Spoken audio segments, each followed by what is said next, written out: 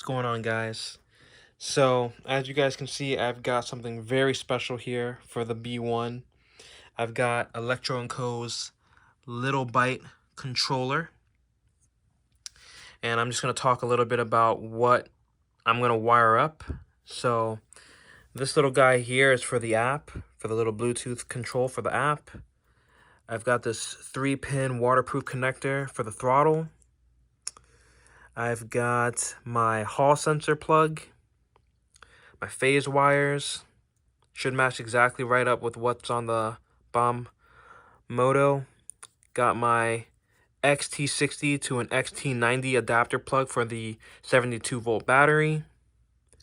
I've got this little kind of 2-pin connector wire. This is supposed to be for the key switch, or if you want to do a regular on-off switch, you can do that as well. And then right here is still like a 2 kind of pin. I think it's a 2-pin. It looks like there's 3, but there's only 2. And that guy in there should be the voltmeter. So, and again, it's one of these guys here. And this all comes in the kit. So I'm super excited. This kit's going to be phenomenal. This kit is actually what's already pre-installed on the Electro & Co.'s ETM V2. But I have a special one here that I'm going to be trying out. Kind of like, I don't know, I guess you could say it's kind of like a pre-version of possibly what could be the ETM V2 conversion kit. Kind of like what Electro & Co. did with the Mototechs.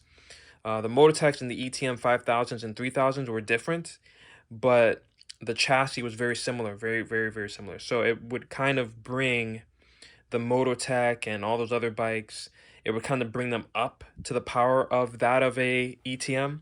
And this kit is going to be kind of similar in terms of just bringing a ETM V2 powertrain to a Bombmoto B1. So there it is.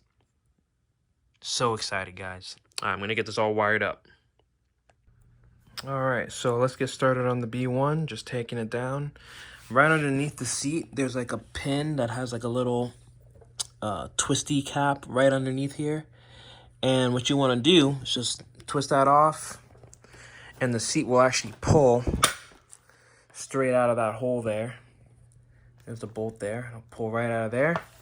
You just kind of slide it out. You can see it's how it's kind of hooked in there. Put that aside. Then on the side, you should have I think they're T25 hex bolts that are inside the body panels here on the battery box. So there's one here, one down here, and then one by the key switch right up there on the actual battery box cover. Okay, it's a little difficult to do with one hand, but pretty much back here, there's like a little slot there that it slides into, so just pull that out. And then once you do that, you'll hook it off this little metal kind of tab where the screw goes in by the key switch. Hook it, pull this plastic back a little bit. It's pretty flexible. And once you do that, you should be able to carefully pull it off and get access to your battery box. So don't mind the mess in here. This was just something I put together just to get the bike, you know, rolling and just moving around. All this is going to get cleaned up. There's an orange 48-volt battery in there that's going to be coming out, and a 72-volt battery. The ETM Mighty Mini, or the Electro & Co. Mighty Mini 72-volt is what's going to go in here. It's the battery that I have, so I'm going to use that. All right, so as you guys can see, I've got the battery tray and everything emptied out. Got my 72-volt Mighty Mini battery just chilling there on the floor. And of course, I've got the EMX Brandon battery tray. Don't mind the bite chunks missing out the side of it. I got a little hungry. I just took a bite out of it. No, I'm just kidding. I just forced it down in there a little too hard, and I broke off the sides to it. So just be a little bit more gentle, and that probably won't happen to you. But EMX Brandon custom makes those battery trays. And if you guys are very, very interested in all the things you can do with these Bombmoto B1 chassis. Definitely check out his channel. He's got tons of stuff on this stuff. So, all right, I'm gonna try and fit this battery in and get it all wired up. Okay, I've got the controller's phase wires and Hall sensor plugs already connected, so everything should be set up just as you see here. Like I said, I'm going to link this little cable connector in the description. There's only one cable that's kind of missing. Other than that, it seems to be good to go. All right, so to get the key switch wired up right, the little bit controller uses the, like, so imagine this plug here is the controller. The key switch that I had right now actually had, you know, this plug connected to it. So what I need to do, again, this is like the controller. I need to, you know, obviously it won't work if I have the same ends, you know, coming from the key switch to the controller. So I'm gonna wire up a new one, and that way it plugs in, don't have to cut anything, and I'm gonna go ahead and use this connector and these pins to pin this. So, all right guys, so this is my little workstation. Got you guys up on the tripod here, so should be able to show you guys it in real time. Get yourself a crimping tool. This is what I've got. Just something to help you kind of crimp those wires nice and tight. If you have pliers, I'm sure that'll work too. And I'm just making a mess over here, my goodness. All right. So this guy goes in, like I said, right to the bottom there.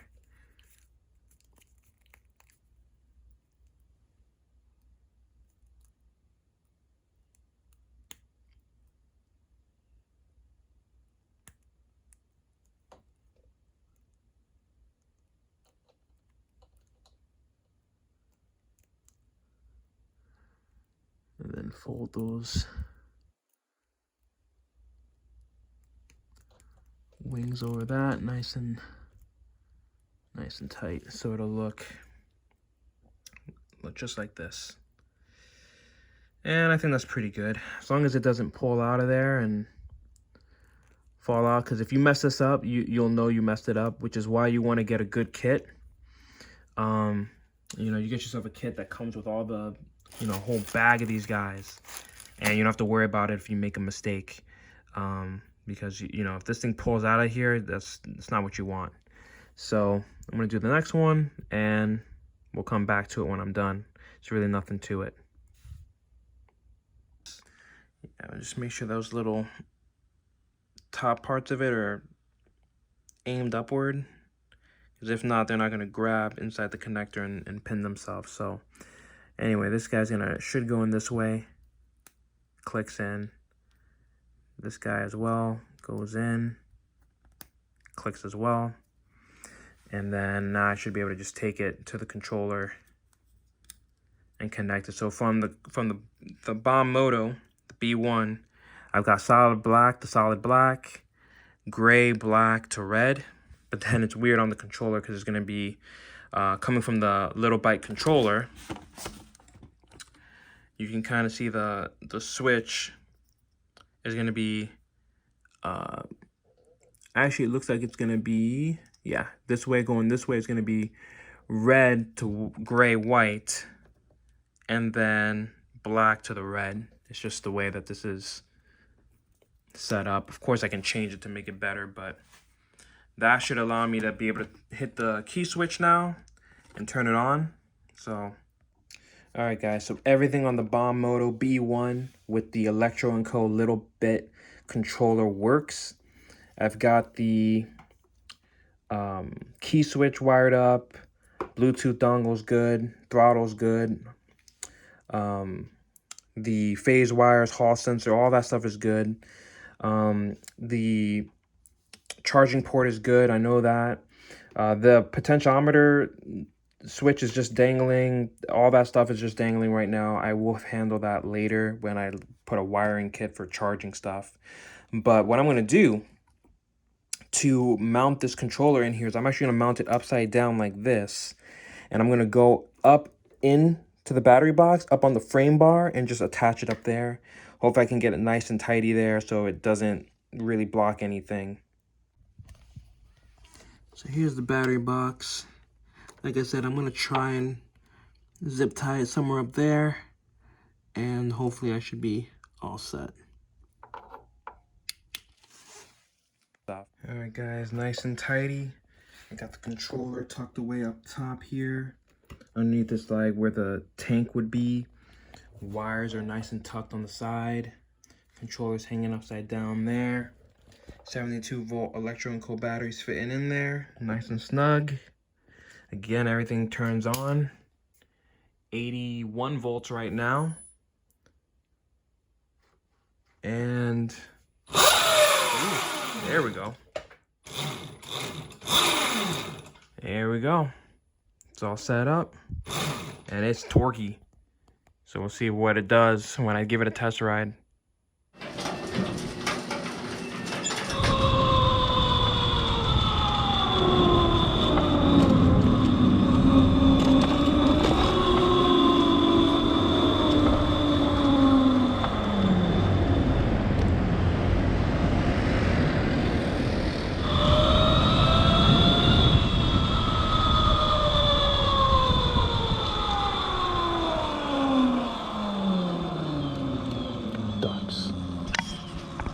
Ducks.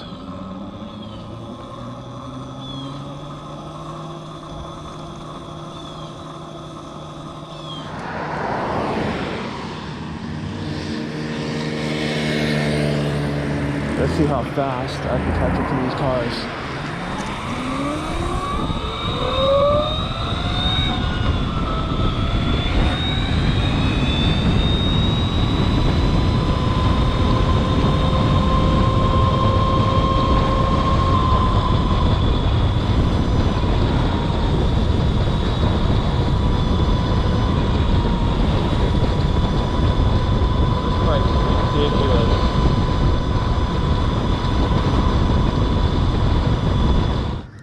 About 75 volts nominal.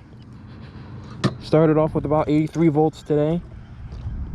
And make sure you guys can see it. So this is the Bombmoto B1 with a 72 volt Mighty Mini battery. The star of it, of course, the Electro and Company True Moto Little Byte controller. So I've got the settings tuned up pretty much perfect. I mean, this is exactly how I like it to ride. And I'll show you guys on the True Moto app what settings I have. So when you open up the app, gotta turn the bike on. And then there it is. It's immediate. The controller does make a little chime to let you know it's on. But once you tap into that, there's all my settings. You guys can see it's running the voltage. If I was doing wheelies, which I hope to eventually learn how to do, this will tell you what angle, degree you're going up. And miles per hour, the RPM, all that's in there. And yeah, so the way I have it set up, see if I can do it with these gloves. I chose the option of bring your own battery, 20, max discharge 115, regen amps 15, ETM V2, power is pushing about 8.39 kilowatts, which is about 11 horsepower, 250 phase amps. The throttle aggression, I've got it set at 75%. When I did get the tune sent to me, it was at 100%, and that thing was really touchy, but this is like kind of perfect for my riding style. I set the RPM. I have more room to actually go faster than it is right now. Whoops, sorry guys. I have more room to let it go faster than it is right now, but I'm gonna just keep it at the 40 miles per hour top. I really don't want to hurt the motor, and 40 miles per hour on an e-bike, I think is, I mean, I'm already wearing a helmet just because of how I feel about, you know, comfort level, the power. But yeah, -5 on the battery amps, and that's it. Has motor detection, so that way it can spin the motor when you start it.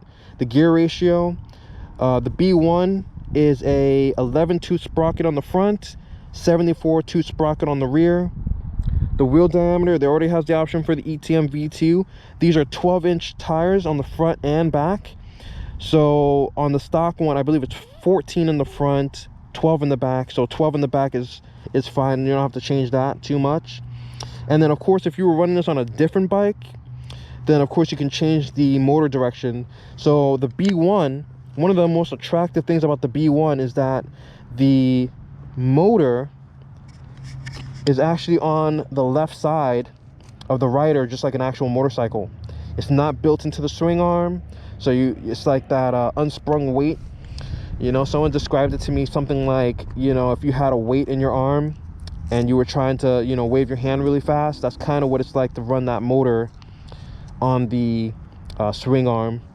And yeah, the suspension, super soft, super plush, and I'm enjoying just ripping this thing around. I mean, it's performing worlds better than any e-bike I've ever had, and I'm excited to just see what else I can do with this thing. I think now I'm at the point where I just want to ride this thing. I'm at the point where I just want to ride this bike everywhere that I can, you know. And yeah, I'm definitely going to take you guys with me for sure. And hopefully you guys who are building out your B1 and you're kind of wondering if it's worth it, completely worth it. The bike itself is about $850 is what I paid for this bike, but the V2 version of this, or the next modification, the 2024 model, has a ton of upgrades. One of the most notable is drop down pegs, longer cables for the brakes, so that way you don't have to, you know, if you have to extended bars and so tons of stuff that they changed. I can't even list it all. I don't have it in front of me, but the most notable change for me is the pegs, because that's the only pain point I would have to say about this bike, is that the pegs are a little high up than I prefer, but it looks and rides just as good as it looks, guys. This is, I mean, I've had the 2022 ETM 5000, great bike, but didn't give me the same feeling that this bike does. As a matter of fact, the whole time that I owned the ETM 5000, I've made some short form videos on it, and I did ride it a lot, but I never really felt like, I don't know, I never really felt super drawn to make a video showcasing it off, because it just wasn't in the heart, guys. I'm not sure how to, it's a great bike, not to knock it, but I'm happy that it kind of lives on in this kind of hybrid.